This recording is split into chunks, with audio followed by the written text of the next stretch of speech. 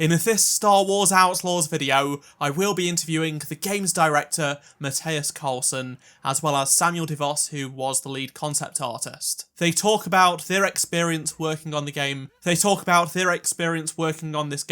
and have some great insights that they share with you. Thank you very much to Ubisoft for giving me this opportunity, and just a quick apology that the audio isn't of a great quality due to the background noise. Before we do get into the interview though, make sure you do subscribe to this channel so you won't miss any future Star Wars Outlaws news updates. Now for the interview. The question I've commonly seen within my community is, you only carry Kate's blaster, but you can pick up other weapons.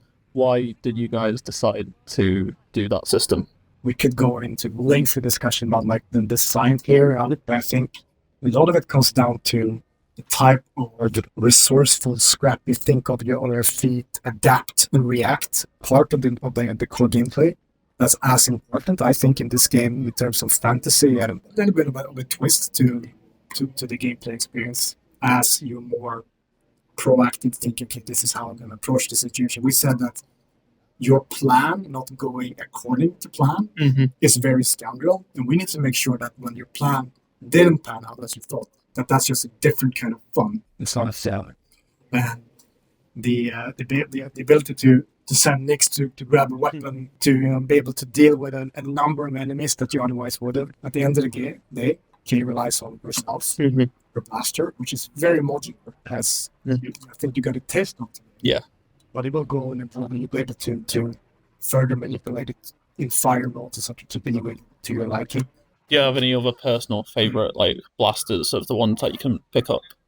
I really enjoy when you find essentially a long range more sniper. Yeah. And they're not always drops from enemies. I did notice someone racks. Yeah. Quick police weapons in you so that you can think of them as little tactical points of opportunity. How long can it take for something to start off as a piece of concept art to it being in the game? Yeah, it's definitely, it takes a while in a lot of cases. That's not always a bad thing.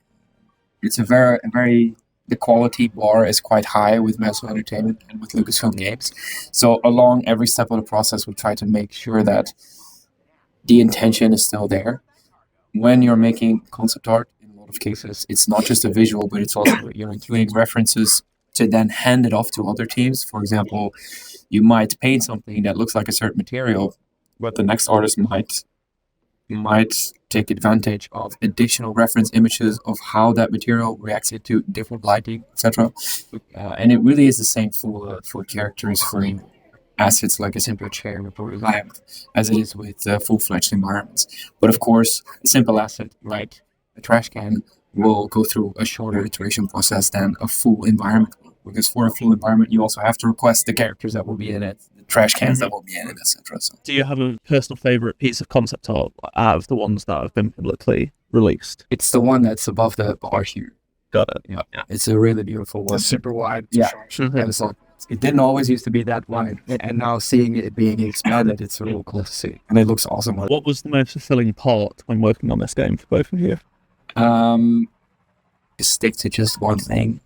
I think seeing a lot of these things come together, especially when you're talking about main quests and any epic moments that happen, and then looking at a still frame and seeing, okay, concept was on for that little thing, which looks very good when it's put against that wall, and that material artist worked on that texture for that wall, and seeing it all come together in a way that you would not pick out these individual elements, but they all add to the immersion and the believability of the world. That is always really satisfying to see something. I think for me, it's any game production. I would say open world games, especially. So there's a minimum things that has to be done and go right. And I often think of it. It's almost like this can sound super weird. Very weird. Like you're in a room full of rubber bands connected to the ceiling and the walls, and you're trying to tie them all together or not in the middle of the room. You're pulling things together, and that moment when it connects together as one experience is so fulfilling. That moment is magical, and I think in this game it was the most magical that it's been to me in any project, given that it's a Star Wars open world and the range of experience that we we managed to put together from ship speeder, planet surfaces, cities, sitting literally in maybe an event somewhere, about to sneak into an Imperial compound. When then all clicked and felt like one game and one fantasy was very fulfilled. Which criminal syndicate do you like to side with when you're playing the game, and why? It's a little bit like you were saying in the panel. It's hard to stick with just one. Kay is on a mission together with Nyx, with one goal in mind, and that is for her to gain full freedom to do whatever she wants in the galaxy, to not be dependent on anything else.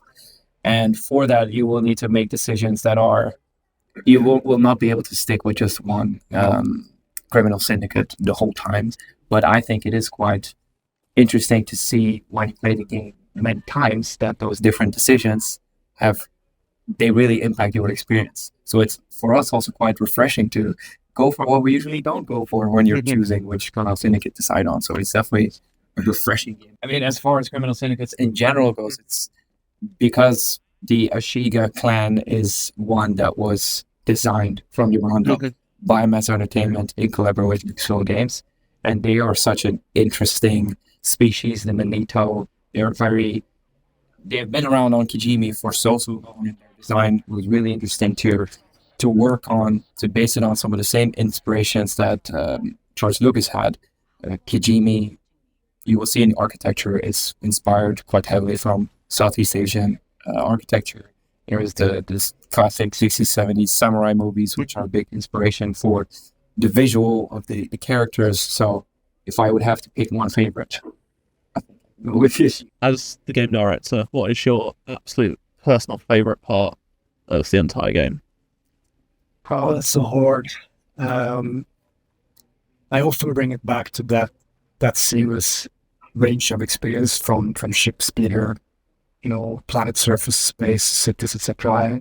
I'd say possible for me to mention that, but if I would mention one thing, I have a lot of fun driving this speeder. I'm a avid motorcyclist in real life, and have an adventure bike of my own, and I think we managed to capture that, the sense of freedom that you get from riding a bike, and it made it genuinely fun to get from A to B and also be able to access places in the game world and follow still to this day. I find things in the game that I haven't seen because the team is big and it's done such an basic job of filling the game lots with details. It's driving around and it's talking going like, hey, wait, I've never seen that before, and go have a look. This is. What's your favourite upgrade for the speeder? I love the combination of the boost and the body. Where you can just string them together and clear massive distance sets if you find a nice rabbit or just a little cliff. I hope you enjoyed this interview, and if you did, be sure to drop a like. Comment down below your thoughts on anything discussed in the video. Also, be sure to subscribe so you don't miss any future Star Wars Outlaws videos. And if you missed any of my previous videos, click on the playlist on screen right now, and I shall see you in my next video. Goodbye.